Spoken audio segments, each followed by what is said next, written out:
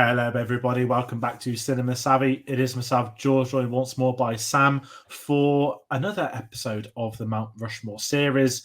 And this week we are, of course, doing the Mount Rushmore of James Bond films, which is going to be terrifying to talk about, to narrow down, to discuss.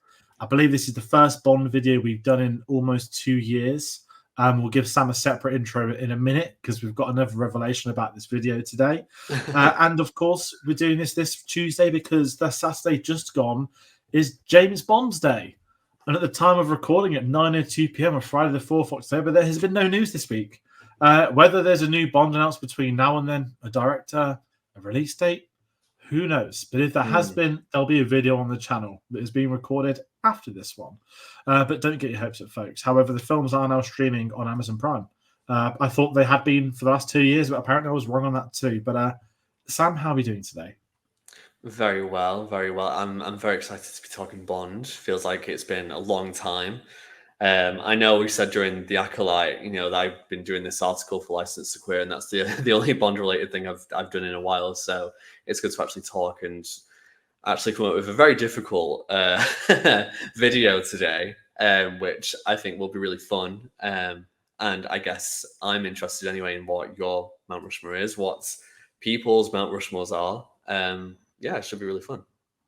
Absolutely. And for anyone wondering where Tate is, he is working at the moment. We couldn't get him on for this week, so we will be having him back next week.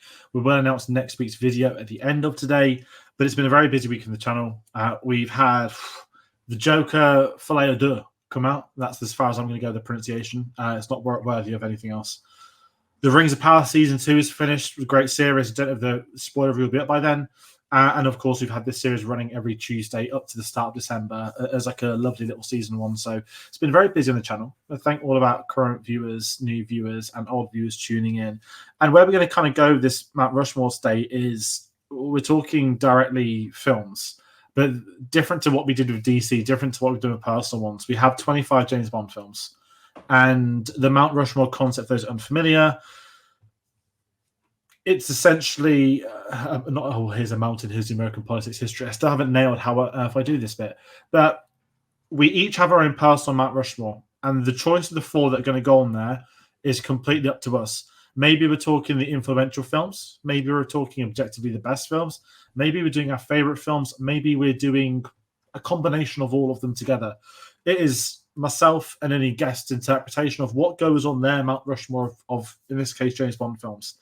And then once we've gone through both of those, we will then be coming together to work on a combined one, which is putting aside our bias, which is putting aside maybe what we've grown up with or what you're attached to. And it will be, this is what we think the Mount Rushmore is. If an alien came to Earth and they were only going to watch 4 James Bond films, what would the 4 be? That's the version of it I like trying to make sense. But Sam, does that make sense? It does make sense. I mean, I've got to say, George messaged me about this and I was very worried because I was like, how do I interpret this?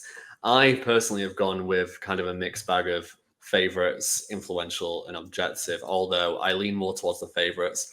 There will be a different kind of Mount Rushmore after we've done ours, won't there? Which will be a little bit more objective than what we're doing here. But I mean, it's all fun and it's great to kind of understand why we picked these films. And, for me, these are the films that I probably would show to an alien or to someone who I was like, what, if you want to have a perspective of Bond that is maybe similar to mine, here is what I would show you and suggest watch first. Definitely. And I'm excited for that. We have also found out you've never been on our channel for a Bond video, a proper one until now. We had a cameo on our 60 Greatest Moments ranking. And it was you that told me you hadn't been on one, which feels very weird because you've been on Star Wars, you've been on Spider-Man. I feel like there's been a lot of other things we've also had you on the channel for the last couple of years. So it's wild that we don't have you on for Bond properly. And obviously with any potential announcements in the coming year, I suppose every year at this point in time, I'm sure there could be some more Bond videos. Who knows? But yeah, that was weird. It's funny. It really is because we only started talking right after No Time to Die came out. So it was like Oh, okay, this was a missed opportunity. But I mean, in any case, I mean, I've been very happy to speak about other movies and TV shows, and there's so much on the channel to come anyway, which is really exciting. But yeah, definitely happy to kind of go back to something that I'm definitely very comfortable with Bond. Excellent. And for any viewers who haven't seen it before, in 2021 we did a James Bond retrospective. So there is a playlist on the channel.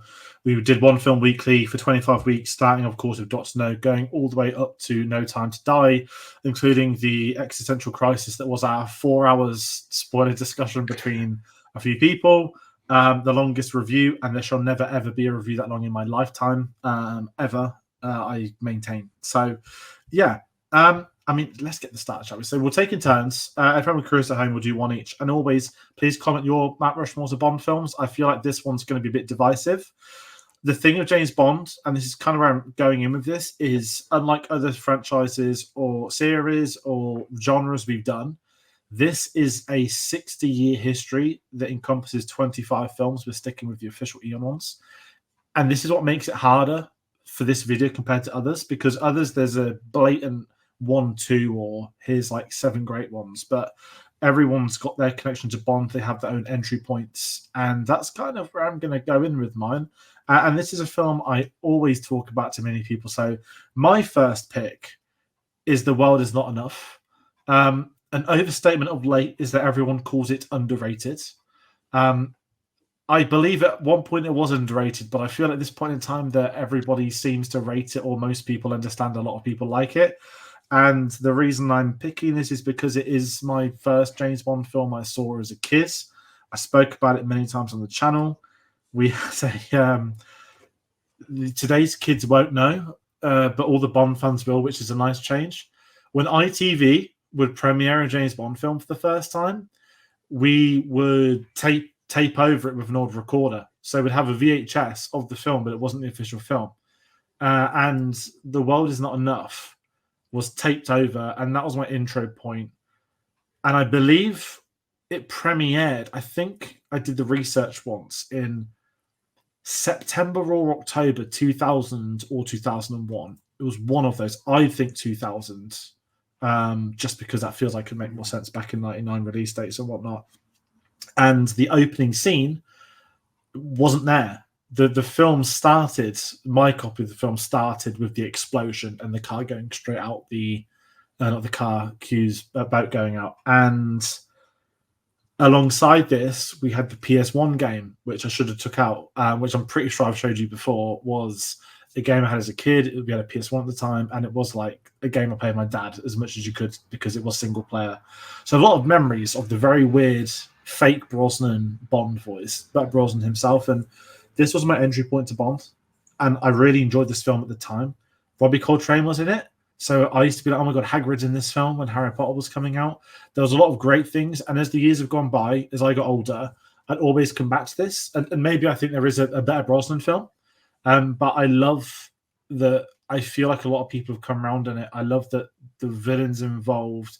And as you get older and you start to develop and understand film a little bit more, the history of film, you look at this cast and you look at the production of ours, that this actually is pretty great compared to some of the others.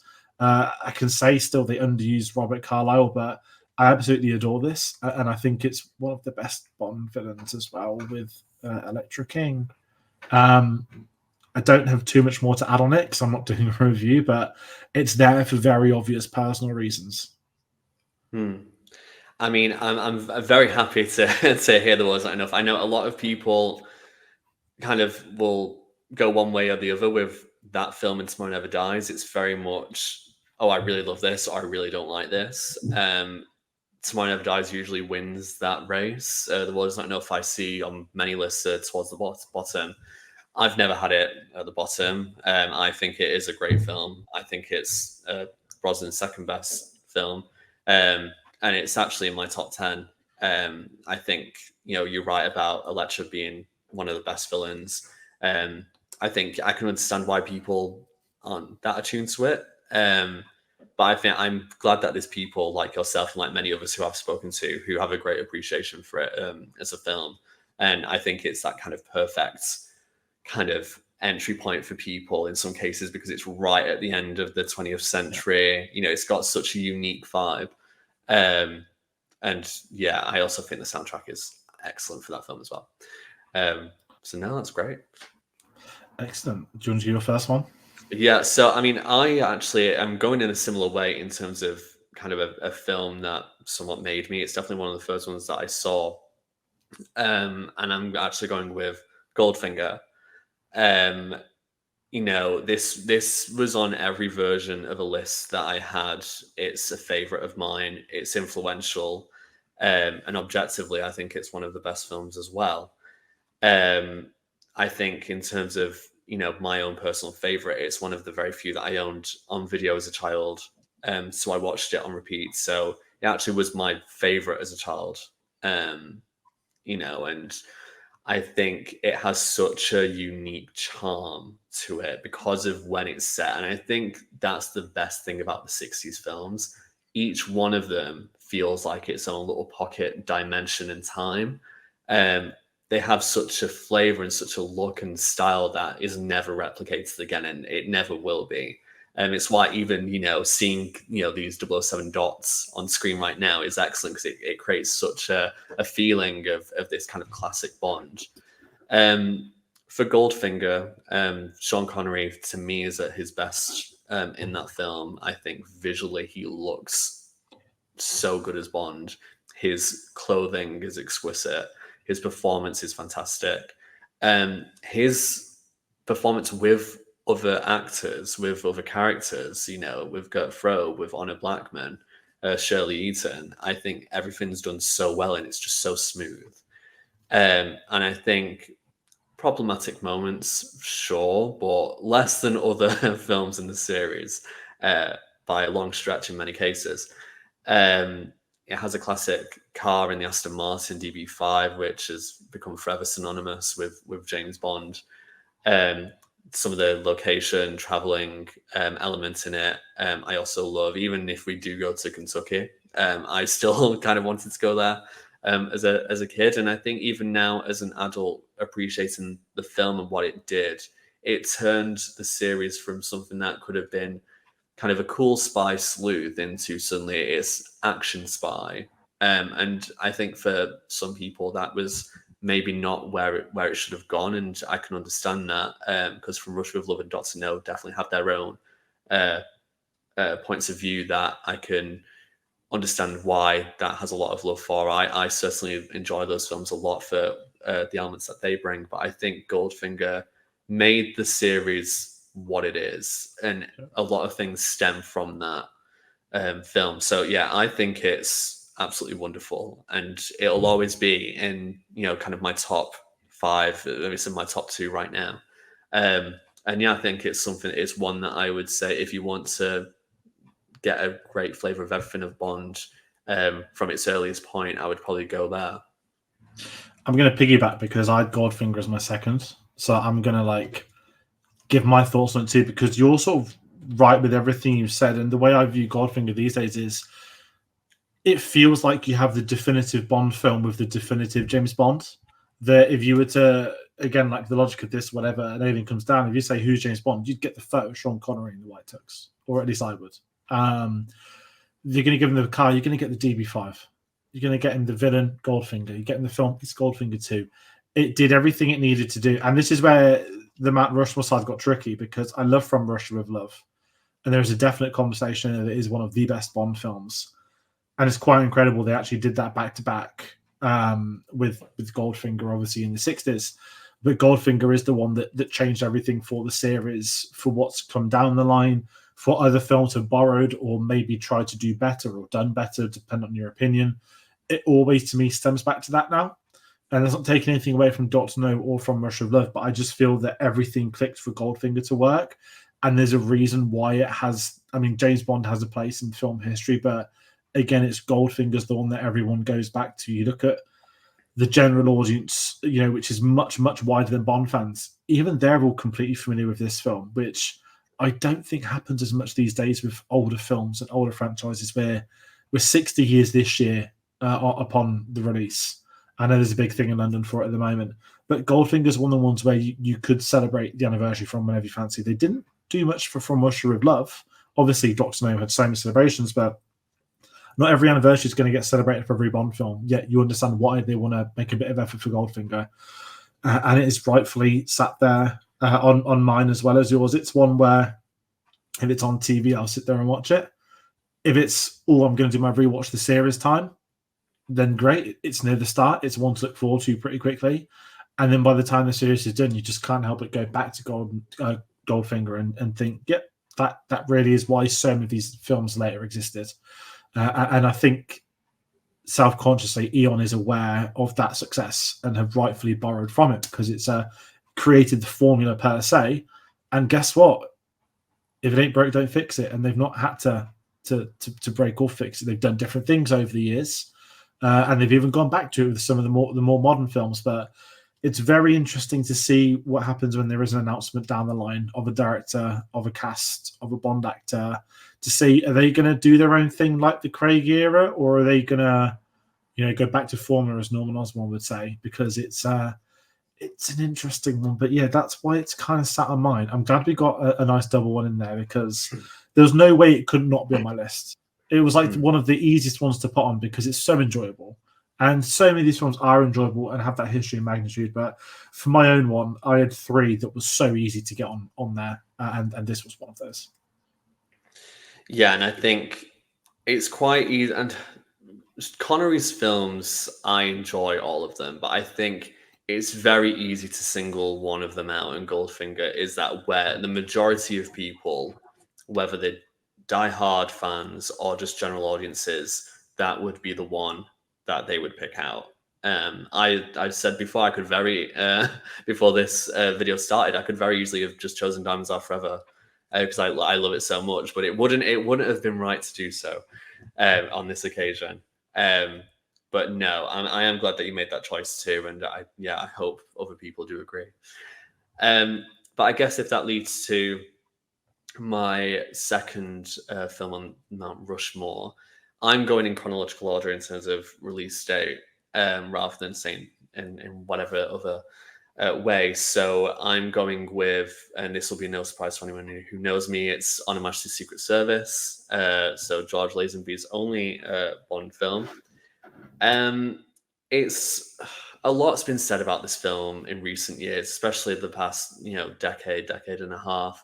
When I was a kid, I didn't really know anything about it. It was very much, unless you own it or you catch it on TV, no one's going to be talking about it. And I didn't know anything except from I saw, random clips of another Bond and random snow chases in montages. And I was like, I have no idea what this is. So by the time that I saw the film, I was like, whoa, okay, this is not what I expected. And my love for it was kind of instantaneous. I saw it once, I saw it again the day after. I was like, I need to keep replaying this. And to me, yes, it's George Lazenby. Yes, he's not the best Bond. His acting is fair, and sometimes it's actually quite good, very good in some moments. But he is overshadowed a lot of the time. But to me, it doesn't necessarily ruin the film because the story, to me, is one of the best that's ever been told in a Bond film. And, one of my favorite actors ever is Diana Rigg. I absolutely adore, the characters that she plays. And with the character of Tracy, she just kind of elevates the script further than I think many actresses had done with their female roles. But I think Diana Rigg was very lucky to get a character like Tracy, who had actually a number of levels to her, and actually affected the plot in different ways.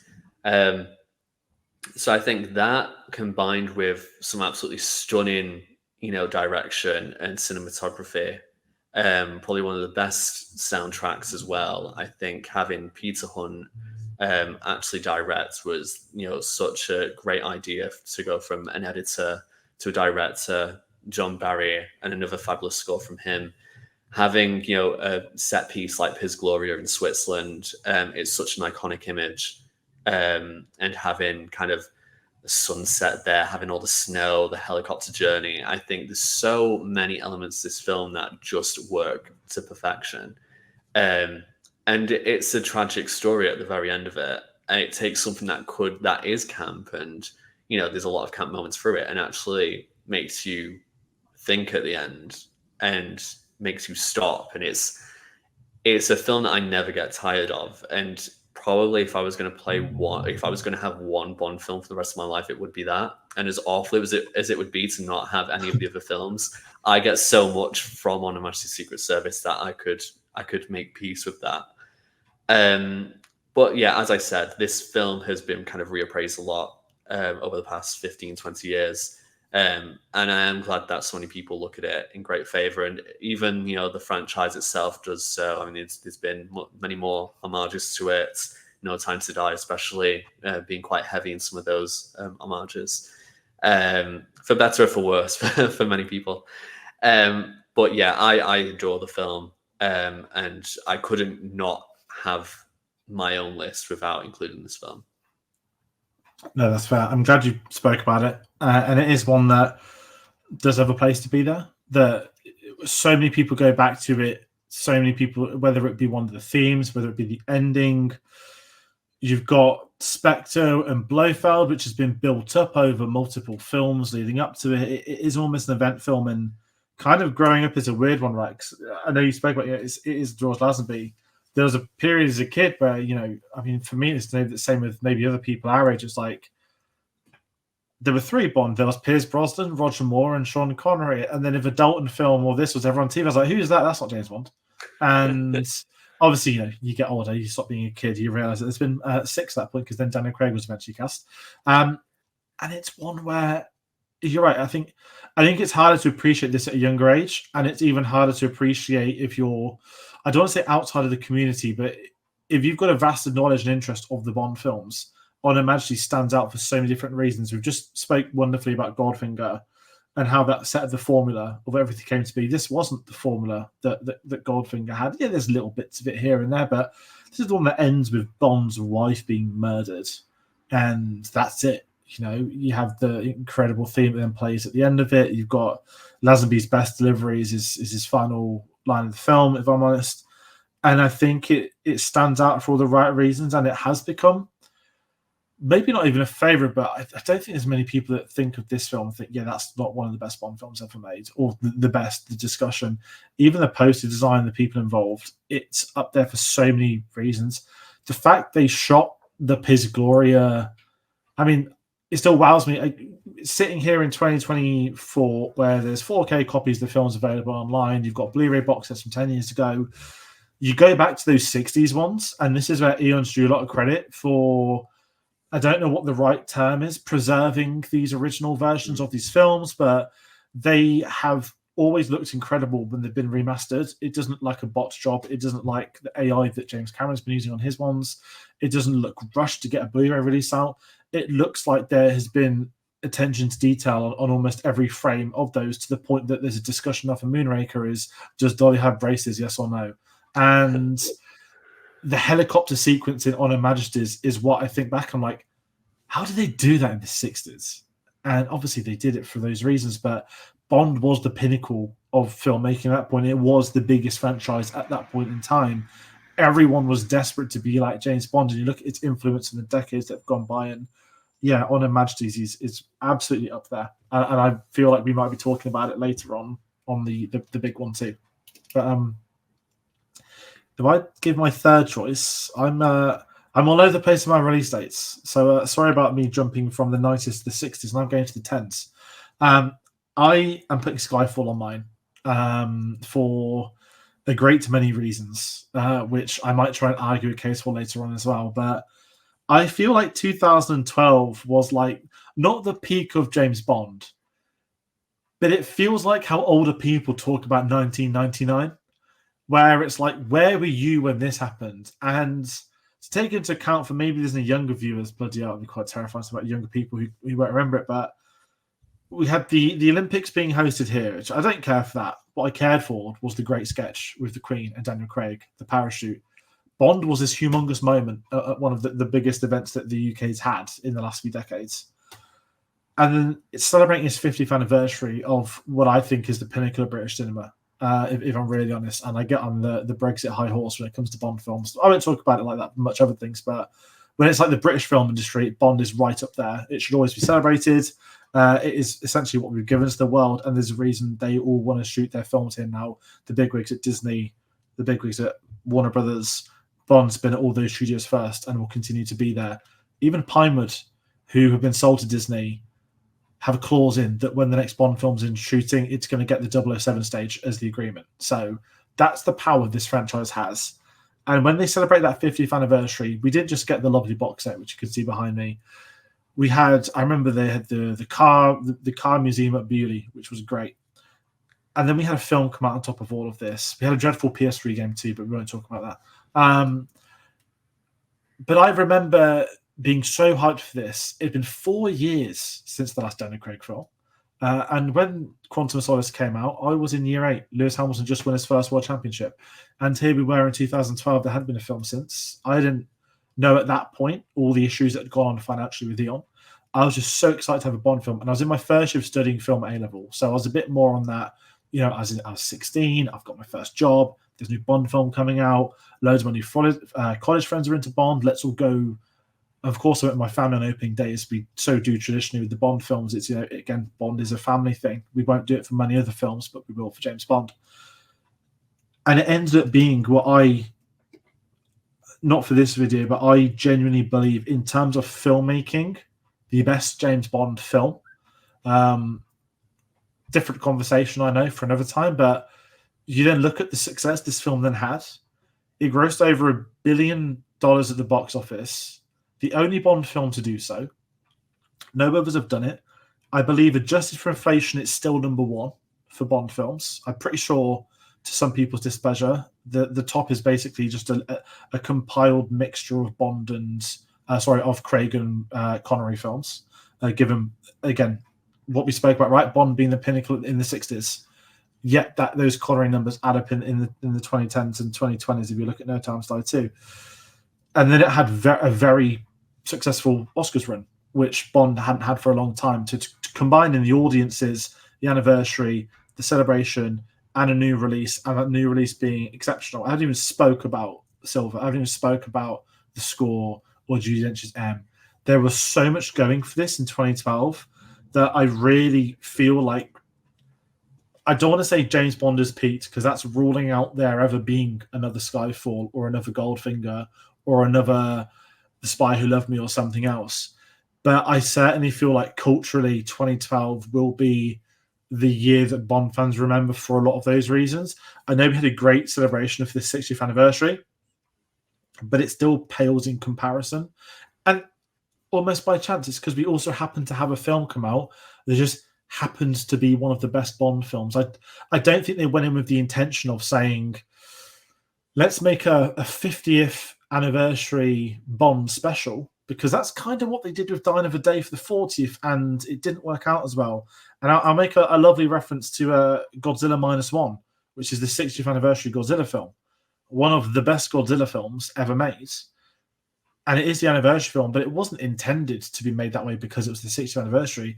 It just so happened that the production aligned and the film they could brought on had a vision to do something different. And that's my kind of beautiful Skyfall hype dying down a little. Sorry for the monologue, but I could talk endlessly about Skyfall, but there's just what a time that was. Can you remember where you were when you watched it? I feel like it was one of the ones where everyone's got a story. Yeah, I'm trying to think actually. I feel like I may have watched it with my stepdad, which I think is the only time we've watched a Bond film together. I think the thing is with a film like that, I feel like 2012 and 2013 were really kind of weird eras. I think for people of our age, college, getting ready for uni, stuff like that. So we were already in a kind of a place in our lives. And then, for me, there was 2 big franchises that I was really into at that point. One was James Bond, 50th anniversary in 2012, and then Doctor Who, 50th anniversary in 2013.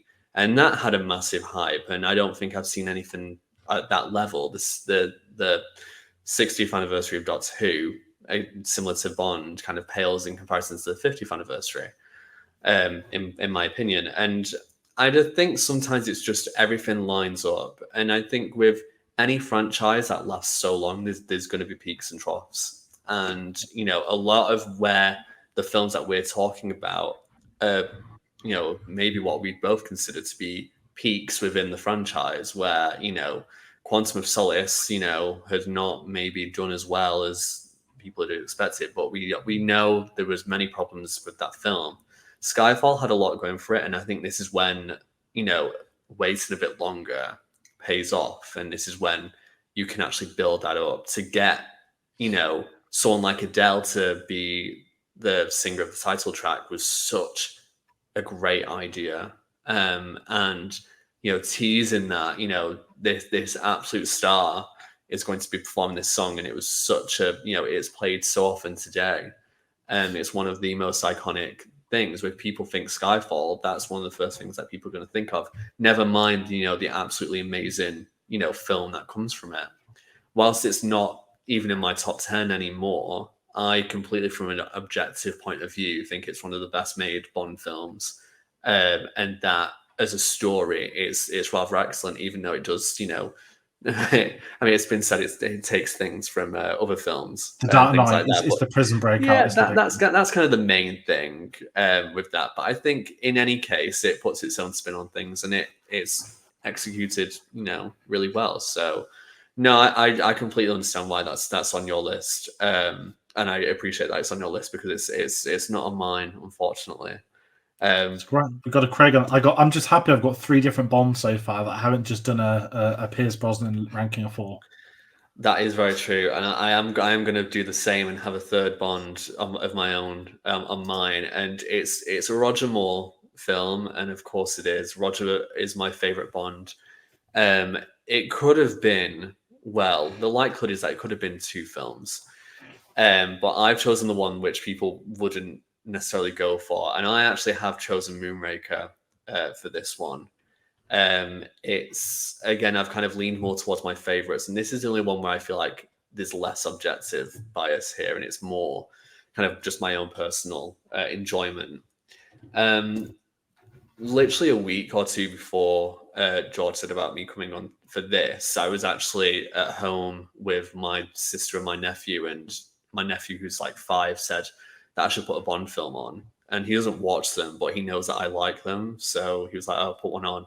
And Moonraker was one of like maybe 2 that I had just had available on the TV, so I put that on, and it was just so funny getting, my nephew didn't really pay that much attention, but getting like my sister's reaction because she hadn't seen it, and she was like, she just thought it was crazy. It was just so weird, and I was like, and I love it for that, and I think it just kind of, you know, reinforced why I enjoy the film. I just love where this film is in whatever universe it is. You know, you've had the absolute spectacle of, you know, The Spy Who Loved Me, which really reinvigorated the series, and then you get Moonraker, which is trying to kind of get even bigger than that, and it does so by sending Bond into space at the end. It's a crazy concept. It's so far removed from the original Bond, but I just enjoy it so much. And I think part of it is it feels more like an adventure than many other films. There's, as much as there's globetrotting in many films, it's still very serious. It can be very serious. And although this is, and it has its quite dark moments, I've written about, you know, Corinne Dufour's, you know, demise, and having that whole sacrificial lamb, and how actually kind of traumatic that actually is to watch if you're a child. It's very horrific, but I mean, to go from, you know, a skydive with no parachutes to California to Venice to Rio, and then space, you know, you go into some absolutely gorgeous locations, and it's just a fun story. You know, I think this is one of those films where it's a Lewis Gilbert film, and people say, you know, it's similar to The Spy Who Loved Me, it's similar to You Only Live Twice, but I mean, those films are enjoyed by many people, and I think, you know, this film was one of the ones that had a really great box office. And there's a reason. I think it's fun. It's a family film for a Bond film anyway. There's so much to love. Roger Moore is on top of his game in this film. Is halfway Bond film. I don't think he ever kind of reaches the heights that he does in this film, but he's always tremendous all the way through his run. But even just the space element itself, it's ludicrous. But I mean, I've got my Roger here of him in his spacesuit. It's just one that I would go if I just want to relax, enjoy a film, like really enjoy it and not think too much. I would put Moonraker on. Yeah, it's difficult for me to kind of defend it. I know there's many people who will disagree. And from an objective point of view, it's not one of the best made films. It's not one of the best scripts. There's not so much that kind of is above anything else, but I give it to Ken Adam for the set design. I give it to John Barry for the soundtrack. I think the locations, like I said, are gorgeous. And even, a great cast. I think Drax is one of the best villains. It actually might be my favorite villain from the Bond series. I feel like I engage with his wit and humor a lot more as an adult than I ever did. Lois Childs, maybe not the strongest actress, but I think, Dr. Holly Goodhead is, a great character, and I think better than Major Amasova from The Spy Who Loved Me. And Jaws is in it, and I have to, love any media where Richard Kiel is in it. So, yeah, that is my choice, and I'm quite sure that it's not on your list, George. No, it's not. But I'm glad you brought it because I'm glad you mentioned Drax because he's one of, I think, the best Bond villains. I feel like with Moonraker, everyone just chucks in as the space film, and I kind of love it for it. Yes, it was off the back of Star Wars, but everyone was doing it. Everyone was doing it in the late 70s, and this is what I really like about the James Bond films. This is why I'm always and will always be against them doing, let's adapt the books and set it in the 50s. No, they have worked so well to contextualize and work as almost a cinematic history that what we spoke about, you go back to the 60s because we're talking about the ones that were released in the 60s, and hey, you've had the Cold War, and then the 70s, we're in 79, and we're talking, look, Star Wars came out, space was a big thing for a couple of years. Now let's do the film set in space. And I don't mind those kind of things. You go to the 90s, and it's post-Cold War, and you get to the 10s with Skyfall we mentioned, and it's suddenly the time of, with Cuban, the tech's taking over. That's something that Bond's always worked for, and I'm glad you brought this up because it distinguishes that more than maybe any other one. I don't think it's a bad thing it was influenced by Star Wars either. I know book readers will obviously beg to differ, but I think, Hugo, you kind of mentioned it's probably got the most brutal scenes in all of Bond. There's a few scenes that jump to mind. Obviously, License to Kill is going to have a load because it's obviously rated 15. But the dogs in this one is very uncomfortable to watch still, even as time's gone by. And it really builds up that villain and what he's capable of and what he will do. And it's kind of right. I think with Roger Moore at this point in time, you're following on as well from The Spy Who Loved Me, which is a massive feat to follow.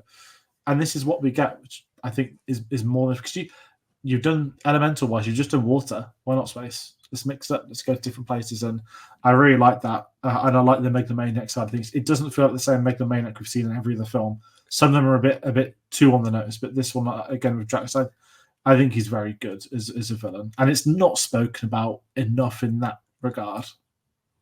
No, and I think I've seen in whether or not I've spoken it in other things or not, but you look at things like video games and what multiplayer characters are available, and people like Jaws are always going to be in there, Oddjob's going to be in there, Goldfinger, Scaramanga, but Hugo Drax, nowhere to be found. I mean, it's one of those things where I feel like time.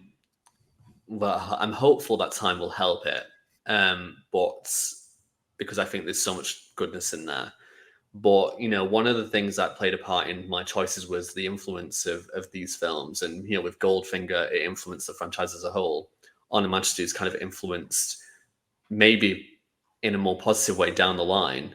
At that current moment, it wasn't positively received, so they went in a different direction, which kind of led the way to a film like Moonraker.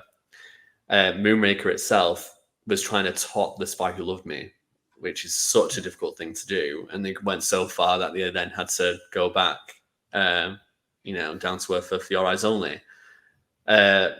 My final film, which I'll talk about after, there'll be a similar, thing for that. So, I mean, I think there's something that you've got to consider with these films. So many of them have an influence on, the franchise, but then potentially take influences from the world around them. And I think it's a really good point to make, George, about, these films aren't just, Bond films. They're films from this current time.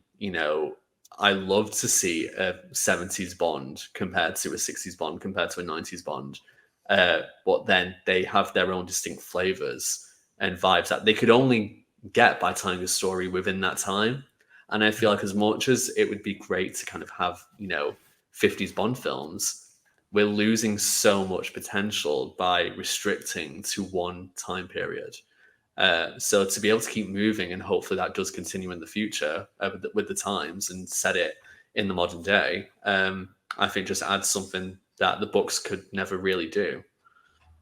No, definitely. And it's like that, let's say they do the 50s ones now, we're gonna miss. I said miss out in the 2020s. There's only been one so far in 2021. It was shot in 2019, but a lot's happened in this decade so far, and we're 5 years in. So God knows what's going to happen in the next 5 years. Hopefully, a Bond film, at least one of them, please.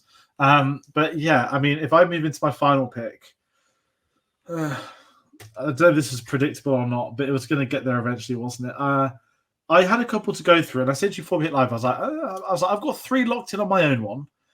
The 4th I'm going to sort of settle on, but I've decided on the 4th, and it's obviously going to be GoldenEye. I would be deceiving myself if I didn't put this on here. And I'm still have no issue putting the words not enough on. As I said, personal reasons, my entry point.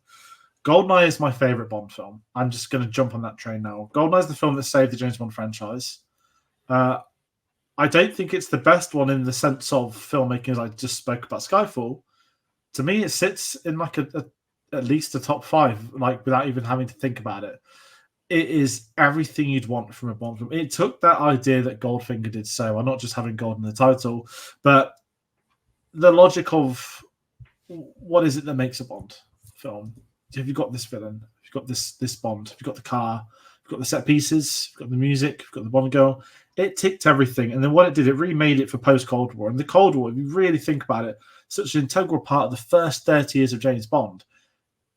Then what's the idea of the film? Well, let's call Bond a relic of the Cold War, and let's see if they still need a Bond in the year 1995. Well, guess what they did?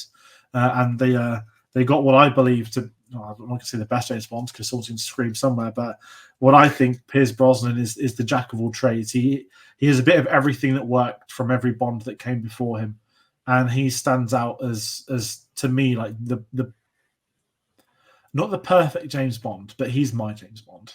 That's the way I talk about it. I'm very personal to this. I mentioned Wild Is Not Enough is my entry point, but if I'm honest, without GoldenEye, without my own personal story behind Dying of a Day, which hasn't made my Mount Rushmore, there's key reasons his 4 are always on more than others in my house. There's people I work with who have literally been like, I don't like James Bond, but I like the Pierce Brosnan ones. Okay. I don't know how, but I get it. It's Pierce Brosnan. Here's in Mamma Mia, and everyone still goes back to James Bond. I love him. I love this film. You bring in Sean Bean, pre-Lord of the Rings Sean Bean, by the way. He's still done a lot. I mentioned Robbie Coltrane earlier, but going to get Robbie Coltrane in this one too. It felt like it was all or nothing, that if this film didn't work, the franchise wouldn't be able to move forward. The fact they weren't even at Pinewood, they were at Leavesden. And guess what? Leavesden's gone on to be one of the biggest studios this country has to offer after Pinewood, which Bond made its home. And then Star Wars went there, then Harry Potter went there, and then Warner Brothers bought, and everything went there. So there's so much history with GoldenEye. But I just think it's up there for me. It's got everything I want from a Bond film. And you know what? It's the one I'd show the most people, presuming that I'm going to get judgmental whenever Zenya's on screen. I mean, to cut a long story short, this is my number 4 too. And there was 2 films where I was quite sure that George was going to have, and it was this film and Goldfinger were the 2 that I was like, I'm quite sure. And those two films were on every version of my list, and that was kind of that was going to happen. Everything that you said about GoldenEye is true. I class the Brosnan films anyway. You have classic Bond, which I include Brosnan in that, but I also put his films as modern Bond, and I class the Craig films as postmodern Bond. I think the modern Bond films, which are GoldenEye to Die Another Day ?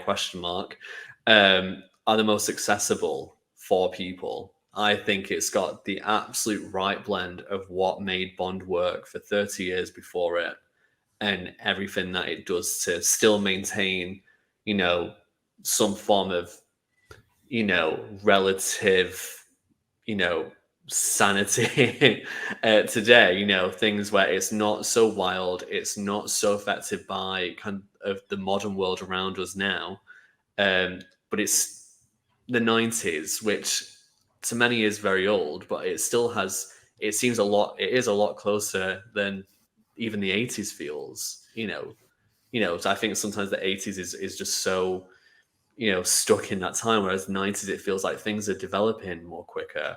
I think GoldenEye as a film is a gorgeous looking film. Whatever it is about that film grain, whatever it is, I don't know, but 1995, it feels, and it's not just because that's when I was born, but like it just feels right. And there's something about it that Tomorrow Never Dies doesn't replicate, and The World's Not Enough doesn't replicate either. It feels like a real celebration, and it's not an anniversary. It's just trying to make a great Bond film. And Martin Campbell does so well to kind of, take over after such a period of kind of consistent Bond films and have this break. To then do this, even the Eric Serra score, which a lot of people hate, I really don't like mind, it. and it creates again a unique vibe that is exclusive to this film, and it doesn't feel so far away from what a Bond score could be, but it does it, and I think because some of that music in part is replicated in style when the GoldenEye video game was made.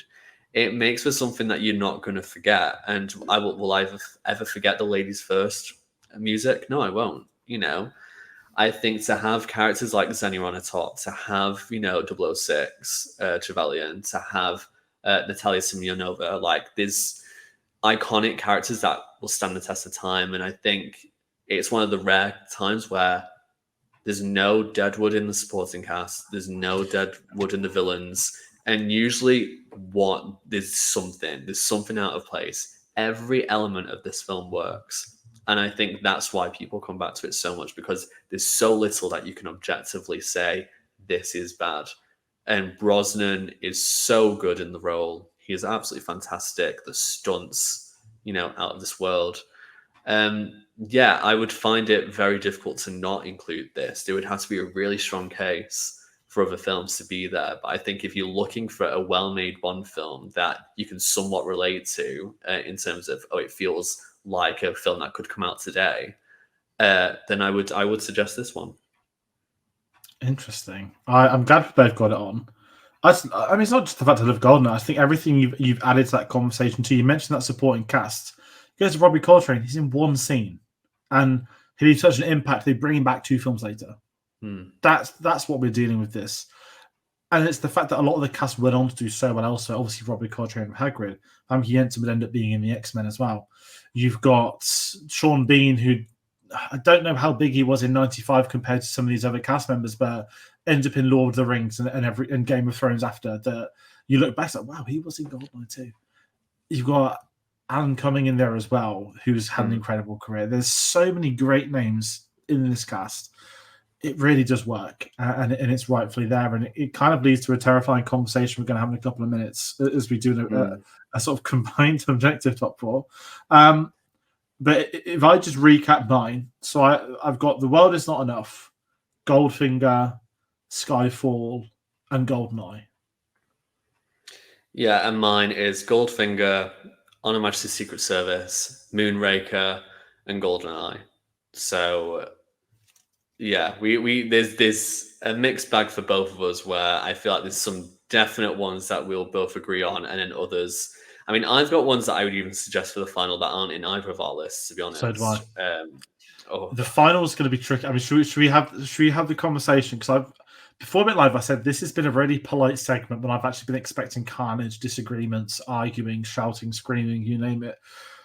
But this might. I mean, I'm glad I know you, so that makes it easy to have this conversation. I want to put something on the board. Let's go chronological order because it does look nicer. It always looks nicer when it's chronological. And I'm going to throw a curveball to begin. And by the way, people at home, this isn't us just picking our 4 each and saying let's make our 8 into 4. This is like I said, taking the bias out of it, looking at it from the bigger perspective of Bond as an entity rather than George and Sam. But what we think Bond as an entity is. And I'm going to say, I don't know if this is controversial, but I think Skyfall has to be number 4. On the basis of the anniversary, the Oscars, the box office, and the film. That I think it's that not like a peak, right? But it's like the 4th head on the mountain, and it's not anything that came after. Because that makes it harder by getting a new one on the board too. Well, I mean, I have a Craig film on my objective list, on the one that I was going to throw in, and it is Casino Royale. Lovely. And I think the difference between Casino Royale and Skyfall is that I feel like the impact of Skyfall wanes over the years, and I think part of my love for it was the timing of it and everything that was around it. And as time goes on, as much as I enjoy it as a film, its impact lessens, and that's why it's kind of gone down in my own personal ranking, whereas Casino Royale has actually gone up. At first, I wasn't a massive fan because it was such a shift, but the impact that it had on the way Bond films are made, the performances of everyone in there, and I think the cultural impact of a film like Casino Royale is actually larger than Skyfall to me. I'm not offended if it's not taken and Skyfall's there, but I feel like if there was one Craig film, I would go with Casino Royale. Okay. Let's revisit because We'll shall we say one of those two is the number 4? Yeah, I can agree on that. Yeah, because I'm not. You know what we need? Oh, what's the dreadful Paddy McGuinness show? No Light, No Light. What was it called? Take Me Out. Take Me Out. We needed the buzzers to just suddenly just axe off all the Daniel Craigs except those 2. Like if there was a way to have a graphic of all 25 posters and we're just striking them off. We need that for all the films, really. We need to like, okay, which films are definitely not going to be on the list, and then just put Should them we do it? Should we just change the rules and do that? I feel it might take a bit longer, but I'm fine to do it because if I was to start going through, don't say yes, but not saying yes for the 4, but yes, it's basically going to make it to the next round. Okay, yeah. Okay. Doctor No. No. No. From Russia. No. Goldfinger. Yes. Should we just state the obvious? Goldfinger's the first one we're putting on. I think we can agree on that. Yeah. Lovely. Okay. Thunderball. No. You only live twice. By the way, I'm testing my chronology here. If I fuck this up, I'm going to be really I know. I'll be very impressed. But you only live twice now. You only twice now. Okay. On a Majesty's. Yes, the next round. Yeah. Let me write this down. I've got a notepad. Thank God I've got a notepad. Okay. We go old school here. We're going to 71. Diamonds Are Forever. No, unfortunately. Okay. Come on, you got it, George. Sorry, I just get the Paul McCartney song stuck in my head all the time. Live and Let Die. Live and Let Die. Yeah, sorry. I was trying to think. You know when you're playing the song in your head. I was like, I know it is. I just almost did the Man of the Golden Gun by mistake. Live and Let Die. No. Man of the Golden Gun. No. Spy Love Me. Yes. Yeah, lovely. I think we're going to end up with the same core group. Moonraker. No. For Your Eyes Only. No. Octopussy. No. A View to a Kill. No. Such a shame. What a banger. I know, it's a shame. Okay. The Living Daylights. Are we putting either of... I mean, I was just going to axe off Dalton. I would put License We haven't spoken about Dalton. I would put License to Kill next. Okay. I would put License Kill to the next round. It will make like... talk about it. Okay, because it's a nice way to shed some light on the others you haven't had. Because you mentioned Casino, I was like, shit, we haven't spoken about Casino Royale yet tonight, and we've been going almost an hour. Yeah, crazy. Okay, License to Kill, GoldenEye. Yes. Yeah. Okay. Tomorrow Never Dies. No. Twine. Well, was not enough. Sorry, I'm so used to the acronym now. We can put Twine through, but it's fine. But this is the one that you chose, so I will go with. It's fine. No. Okay. And the last one we've not spoken about today, Die Another Day. Well, Die Another Day, obviously, yes. No. Okay. And obviously, love to Quantum, to Spectre, to No Time to Die. Well, we've already killed them. But yeah. Sorry. I love No Time to Die. I'll say it. Someone's going to cry somewhere. Okay, so what we've got here, this is where we're at. Goldfinger, we're locked in. 100% on there. Which I'm glad it is. Spot number 4, we've got one of Casino Royale or Skyfall, which is fair. We'll get to that chat. We have 2 other spots for any of GoldenEye, License to Kill, Spy Love Me, and Honor Majesties. The reason I was so quick to dismiss License to Kill is because I think it's a good film. I think it's a better film than it is a Bond film. I think Timothy Dalton was great, and I think he was shafted, and it's not his fault. He only did 2 films. Ironically, given that Brosnan was originally cast anyway, but for varying reasons didn't go through. And I do think Dalton deserves to be spoken about because we've had the chance to do it today. But I do not think, controversially in these days, that I couldn't put it on there over Honor Majesty's, The Spy Who Loved Me, or GoldenEye. I agree, and it's a shame because there's so many brilliant elements to the Dalton era, as short as it is. The Living Daylights is not my favorite by any means, and again, it's the things where components are great, but as a collective, just doesn't compare. And I feel like that's the thing about Dalton's run, is that as good as it is, it doesn't really hold a candle to some of the other films, and it's awful. I think License to Kill is in my top 10. The fact that it is up there to me is really impressive because I really was not a fan when I first saw it, but I think that's just, you need to grow up and kind of rewatch it as an adult. And I think you're right. It's a good film, but as a Bond film, it's not one that I would throw on for someone. It's not one that I think would be easy for someone to get into unless they were into a specific genre. And I think because maybe from a production standpoint, it doesn't kind of hold up as well as others. Yeah. And we know that there were some issues with that. But I think it's good for us to mention it. And I think if there were more spaces, I would absolutely consider it. But we've got 4 to choose. And for me, it's one of the reasons why I wouldn't allow Moonraker to go forward. I don't believe Moonraker should be on a more objective list.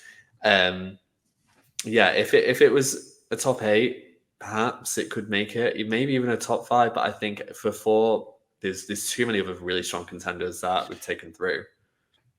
I agree. And using some of that knowledge without jumping too far ahead, I have a real this could kill some people moment. Spy Who Loved Me has the greatest. We haven't actually spoken about Bond intros yet today, and it's part of the Bond package. Is the introduction, the title sequence, everything. Looking at this Mount Rushmore, right? Looking at the foreheads there. Don't know my American president, so I don't really care. Which is ironic given the series we're doing. I'm looking at this. I think the logic of Mount Rushmore is something to do about it's like the growth, the execution, the power, and progress of what made America. Not great, for obviously, let's not get into that. But the logic of Mount Rushmore is like, well, all those on stolen land, different conversation. I love bringing that up. People get really angry. A really controversial opinion because I prefer this to some of the others on this list, but I don't put the Spy in my perspective. My thoughts out loud. I wouldn't actually have The Spy Who Loved Me on over On Majesty's or GoldenEye, only on the basis that The Spy Who Loved Me is the perfect execution of the James Bond film, the James Bond film, the checkpoints, the title sequence, the intros, the gadgets, the cars, this, the that, the other. All of that was in Goldfinger. And whilst The Spy Who Loved Me did that so well, on a par with Goldfinger, very controversially, in my head, I would put On Her Majesty's and GoldenEye on over the top because their contribution to Bond is somewhat different in the scale of one of these did the most personal Bond story possible. James Bond got married, his wife was killed. It's the what would you call it? The climax of his Spectre feud that's gone on for many years in films before it, and it's one Bond actor's one and done. That's the only one he did, and that adds somewhat to, I feel, On Her Majesty's like glory is that it was the only one he did. It could have been a very different film with Connery. Could have been a very different film with Moore or with anyone involved. But there's something that makes it stand out like a book because it isn't those. It's the one and done, and the one and done so drastically different from what we has. I don't. That's me saying just get On Her Majesty's on, or am I extreme with the Spy Who Loved Me viewpoint? It's really tricky because I had On Her Majesty's and Moonraker on my favorites, but on my objective list it was Goldfinger, GoldenEye, The Spy Who Loved Me taking the place of Moonraker, and Casino Royale taking the place of On Her Majesty's. Okay. So there was no On Her Majesty's, which is crazy because it's my favorite, and I do think objectively it's the best. But again, putting it down to 4, and the idea of not having Roger Moore is also Mount Rushmore is, to me personally, is like I can't do it. But I guess my points for The Spy Who Loved Me are that I feel like as much as Diamonds, Living Like Diamond, with the Golden Gun, like said, hey, Bond can survive outside the 70s. The Spy Who Loved Me kind of ensured that Bond not only survives, but he thrives, and that this can be successful. And it set kind of a new standard for a Bond film that I think hadn't been seen to that level since Goldfinger. Even though like Thunderball, You Only Live Twice, there was all these like really grand films. The Spy Who Loved Me did that for the 70s and really did it for that era, and ensured that we got those films up to License to Kill before it needed that, GoldenEye for it. So that's why I would have it, but it really is that toss-up because I don't... It's tough. I don't want to get rid of a Craig film out of one of those. I don't want GoldenEye not to be there. I love On Her Majesty's Secret Service the most. I'm going to piggyback you then. Okay. You are right. This list needs to have a Roger Moore film on. He's played Bond the most. Did the longest years in... I don't know. Craig got one of the records. Craig took one off him. Start and end gap was the longest or something. I think Craig the actual year between announcement and actually completing his run was the longest, but obviously Moore had the most films. And would we say, if this is a hypothetical Mount Rushmore of James Bond films, if you were, let's say, showing it so new for the very first time, the 25, but these are the 4 you pick, your analogy on The Spy Who Loved Me did it again in the 70s kind of outweighs mine, saying, yeah, it's already been done. It was done in GoldenEye. Goldfinger, too many golds. Thank you, man, the Golden Gun.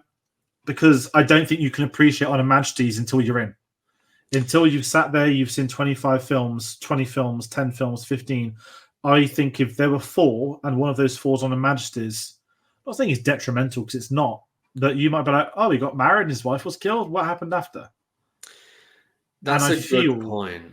Because, I mean, I tried to show On Her Majesty's to my uni friends very early on in uni, and they were just kind of like, all right. And, it could have just been because it was the specific time, whatever. But when I first watched On Her Majesty's, I'd watched all of the 19 films at that point before Casino Royale came out. On Her Majesty's was the last one that I saw. So, I actually do have that perspective of, I'd seen everything else that the series had to offer, and I left On Her Majesty's to last. And so that might be in part about why I enjoy it so much, because I caught it at that moment. Okay. It feels like blasphemy to get rid of On Her Majesty's. I know. It's the But first video this has been tough doing a Final Four, by the way. It's been yeah, very quick. And the DC one, not to compare DC, was like, obviously the Dark Knight's on number one. That's the only one that really matters. Whereas this is, irrespective of the four we pick, there is 5 or 6 that are at this like next tier evolution improvement. Like to me there is a real clear top 6 or 7, not getting into football terms, but yeah, okay, I'm with you. Spy Who Loved Me. I think you're right, there has to be Roger Moore. He played Bond the most. He has the legacy across multiple decades playing him. He has the charm, and his take on Bond is so different to the others on top of that film. So we've got number 1, Goldfinger. Number 2, The Spy Who Loved Me. Yeah. Number 3, I guess that locks us in with GoldenEye, which and kind of goes what we spoke about, right? It saved James Bond, and it reintroduced it to a new generation, a new audience. I'm not talking about the video game audience, but the younger guys like us. Okay, I wasn't born when this one came out, but we grew up with that Bond, that era, and the video games were as big as James Bond was the films. You had those to play when you didn't have a new film to watch. You had magazines to read when you didn't have the films to watch. And the Brosnan era is really, yes, we talk about Craig, as you mentioned really well a couple of minutes ago, right? Craig's postmodernism, Brosnan's modernism. If you get it wrong with GoldenEye, we don't get Tomorrow Never Dies and everything that followed. Bond does become a relic of the past. But he isn't because of this. From Martin Campbell coming on board, from bringing in Judi Dench's M. Imagine casting a female M in 2024 if it had all been male for the first 60 years. The internet would have a meltdown, irrespective of who that character is. You would get a Doctor Who situation. You would, and I think it took a lot to make some of those changes, but I think some of those, that MI6 team, that formula there, as short as a period it actually ended up being, was a really solid collection of actors and characters there. And I completely get why you wouldn't say no to Judi Dench coming back in a completely different Bond's, to be a completely different Bond's M, because she's so good. I think GoldenEye as an entirety just changed everything, and thank God we got it, because I think it's like you said, it's the one where when we were like little, it's GoldenEye, it's one of the most recent ones. It's from this most recent era. It's the one that would have been on ITV, and we would have been like, oh, it's pretty new, all things considered. Especially when you compare it to some of the more classic films. But I think there's no doubt in my mind that this should be up there, and I think just many people would agree. I don't think many people would disagree. I'm with you. I'm looking at number 4 now. Sorry to have moved on so quickly. No, it's fine. Because we have the final standoff. We've got Casino Royale or Skyfall. I mean, I love both of these like almost equally. Like, I'm pretty sure they're like 2 and 3 on all my rankings, or like 2 and 4 or whatever. And I everything you mentioned earlier, right? That it's postmodernism. It changed everything. Here's my caveat for this video right here. It sounds a bit hypocritical because what I just said about Spy Who Loved Me. Is it hypocritical to put Casino Royale on after having GoldenEye, the film that saved Bond and presents a new era, to then the next Bond in the next new era? Or do we go for what could be the peak of that Bond era potentially? I'm happy with either, but if I'm just saying my thoughts out loud, I'm leaning more to Skyfall, and this again. If this was the Americans had caved 6 faces, great. We'd have had on a matches and probably both of these on, maybe. Probably, yeah. But I'm personally looking at Skyfall because I think, not like the accolade side of things, but I feel like, and I'm not just talking box office, but audience popularity that's come through with that felt like the biggest event film I've had with James Bond, but it's the most I've ever felt. No Time to Die is really tricky because it came out during COVID and it was an event film, but half of the event that led to that was the fact A, it's Daniel Craig's last James Bond film. B, we've had COVID. There's no films out. Thank fuck, we've got a blockbuster on the way.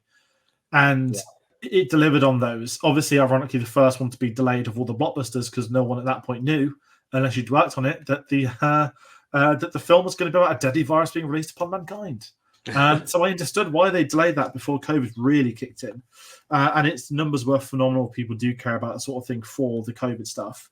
But just sort of laying it back to you, where do you stand on the Skyfall thing? Because I just think as a 4, and as Bond, the Mountain, the Image, I think Skyfall edges Casino Royale like just because of the Oscars, because of the records. I get it completely, and I'm happy to kind of let Skyfall take it because I'm not gonna fight for unless it'd be different if it was like Casino Royale versus Quantum. I'd be we'd be fighting, but we both. I would, There'd be someone somewhere saying, you know what, Quantum of Solace needs to be on here. And listen, I get it's been reappraised as time's gone by, but it's a Mount Rushmore, it is not. No. But I get it. Like there are some films I'd fight for, but this one would be like, would you rather be killed by Eva Green or Eva Green? Like either way, you win, don't you? Like it's one of them hypothetical scenarios. It's like Tim Burton. Sorry to go on a Beetlejuice tangent. But it was really funny that I was like, hold on, did he have a thing of Eva Green? And he sort of had and now he's with Monica Bellucci. It's like, that's 2 of Bond's. Daniel Craig era's women. Craig specifically, yeah. Yeah, it's like Tim Burton, you were on it, my friend. But sorry, that's a real random tangent away from James Bond films for a couple of minutes.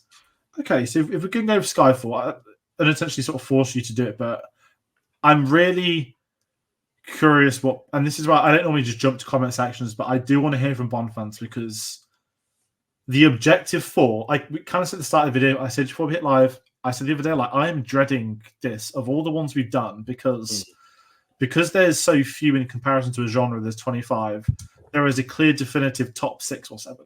And this has been very civil. And that's what I've been excited. This is the longest we've done this so far in terms of how do we do a combined one together. And I'm glad I've got you on for this because there may be other people willing to fight. And it would have to be something pretty out there to make either of us fight. Like it would have to be, for me personally, it would have to be a Quantum, a Die Another Day. The eyes only. And this is with this series, and this isn't me like slagging off Bond fans. This is more me slagging off like the world in general. It's not like, oh, there's other opinions you need to listen to. It's not that. I've always said this about film that I know the difference between what I think is better versus what is my favorite. And when I'm looking at like a ranking at the end of the year, my favorite film of the year might not be the best film of the year. It could be. They could both be the same thing. But there's this horrible thing online, and this isn't Bond fans, this is more like of a film thing. I definitely feel like film Twitter is. People just don't understand different viewpoints. And they don't understand, I don't want to say discourse, because that feels like I'm just talking about Star Wars, but people are so in their social chamber echoes. And I don't know, how dare they want to say this. I'm saying just because I'm not putting your film there doesn't mean I dislike your film or think your film isn't good. It's just I do not think it's up there, right? And there's this weird sort of ferocity where everyone's fighting. Like, I don't mind Die Another Day. I'm not going to go on top of a mountain and scrap someone for saying it's the worst theme ever. Do you know what I mean? I think it's fine. And I know that everyone hates it, and I'm in a minority that likes it. And that's how I feel like with the Bond stuff. And this is why this list was tricky, because just some of the ones we're missing out. On a Majesty Secret Service, Casino Royale, License to Kill. That those 3, if those 3 were on this mountain, no one would complain they're on it. But they'd be complaining at 3 that missed out because they're on it. Yeah. And I think the fact that I'm not going to pat ourselves on the backs here, but I mean, we've put films in our list that we knew from the get-go were not going to be on this final list. Yeah.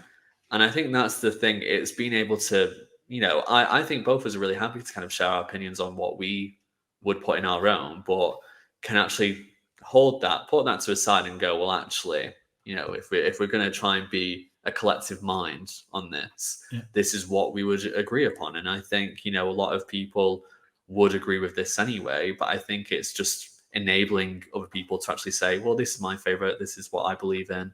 That's absolutely fine. And what we're actually doing right now means nothing in the grand scheme of things. It's just two people trying to kind of enjoy ourselves and actually share why we enjoy these films. And we're fans of the series, the franchise. You've, like I said, you've got the box set behind you. I've got all the films in many different formats, but we enjoy this series. Even the ones that I said, even Quantum, I enjoy. It's not terrible. And we're not gonna, go slagging it off. But that is the difficulty. If Bond just had 4 films, we'd be one and done. It'd be great. But that's what makes something like this really exciting. I mean, we did X-Men. There's 12 or 15 of them, but let's be honest, there's like 4 or 5 good ones really at a push. Like that was pretty easy. But yeah, I'm kind of glad of this. And I feel like reflectively looking back, if I had to read about once more, we've got Goldfinger, The Spy Who Loved Me, GoldenEye, and Skyfall. That's 4 different decades. That's 4 different Bond actors. That's 4 completely different films in their own way. And that's what I kind of wanted from this. I didn't want us to, not rudely, like when we were discussing, it's like, there's no rules for what's going to be in your 4. Like, you want 3 from the same actor, go ahead. You want 2, go ahead. You want 4, go ahead. It's not a problem. But I like that on reflection, the most important one, it is a variety. And I really am curious on what people think. So anyone watching at home, please do comment your thoughts on this. It's been a very tricky, difficult video, but it's been a nice one. And again, it's always good to get you on these. It's great to finally get you to talk about Bond on this channel. Finally. No doubt, if there's announcements, there will be more Bond stuff as the years go by. There's only been 2 Bond films since this channel's been a thing, and next year it's 10 years old. That's depressing. Wow. But there has been a TV show, of course, that has the Brian Cox one. But yeah, that's that rounds out this Mount Rushmore. Bit of a weird one to do these outros. I can tell you what we're going to be doing next week. I've mentioned Bond is to me the pinnacle of British cinema. In line of a series we're going to be doing in November, which we'll talk more about next week. Next week, we've switched up our order and we're doing the Mount Rushmore of Harry Potter characters, which might be the easiest or worst list ever. It's been spoken about a lot on the channel recently, basically. The HBO Max series is moving along. I'm back on the hype train. Just a lot of varying different reasons has put me back on that. And it's come up in conversation and reasons will be explained in that video as to what we're going to be doing. But that is next week's Mount Rushmore. Every Tuesday up to the start of December, we have one of these dropping. We will be bringing it back next year for a second. I don't want to call it season 2, but we're going to sort of run it limited so we can do it a couple of times a year for maybe 10 episodes or whatnot.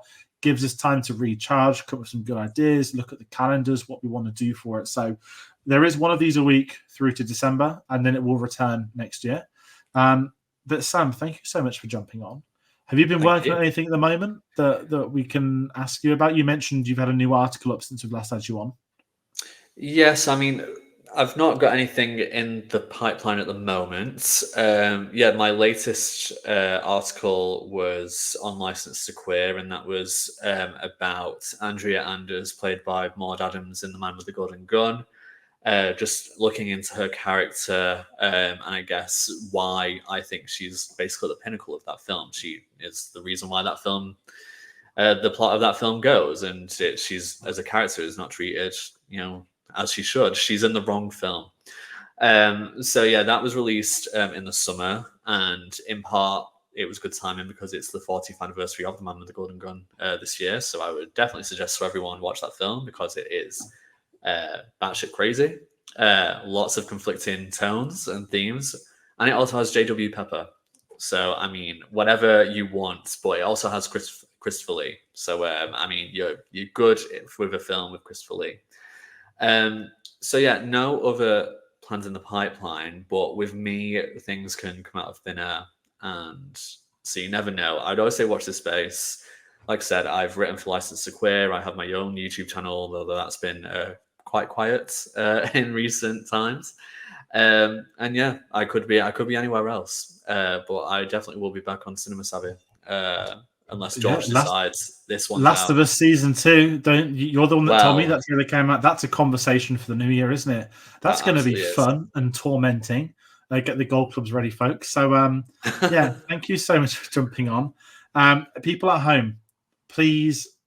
I don't want to say please like the video. That sounds really desperate. I was going to say please comment your thoughts on the Mount Rushmores, whether you're furious, whether you're not. But do let us know what your personal Bond Mount Rushmores is, as well as the objective one, because I do think those are going to differentiate with everybody. But with that being said, if you want to find out other videos, we've got new reviews coming out. I mentioned Rings of Power.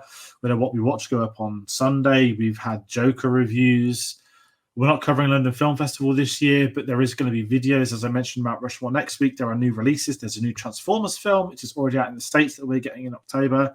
There's going to be lots of things happening, so do stick around. If you like shorter videos, we do a lot of clips now. They're on our YouTube Shorts. They're on our Instagram Reels, so do subscribe if you want to get little clips from episodes.